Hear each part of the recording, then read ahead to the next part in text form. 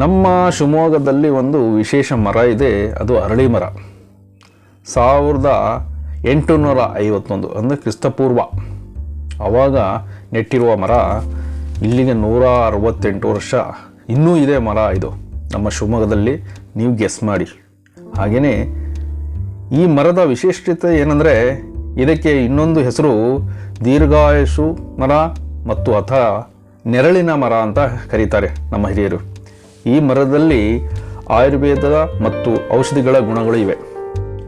ಇದರ ತೊಗಟೆ, ಎಲೆಗಳು, ಬೇರುಗಳು ಮತ್ತು ಹಣ್ಣುಗಳು ವಿವಿಧ ರೋಗಗಳಿಗೆ ಅಂದರೆ ಮಧುಮೇಹ, ಅಸ್ತಮ, ಚರ್ಮರೋಗ, ಜೀರ್ಣಕ್ರಿಯೆ ಸಮಸ್ಯೆಗಳಿಗೆ ಮತ್ತು ಉರಿಯೂತಕ್ಕೆ ಕಾಯಿಲೆಗಳಿಗೆ ಅರಳಿ ಮರ ಬಹಳ ಪರಿಣಾಮಕಾರವಾಗಿದೆ.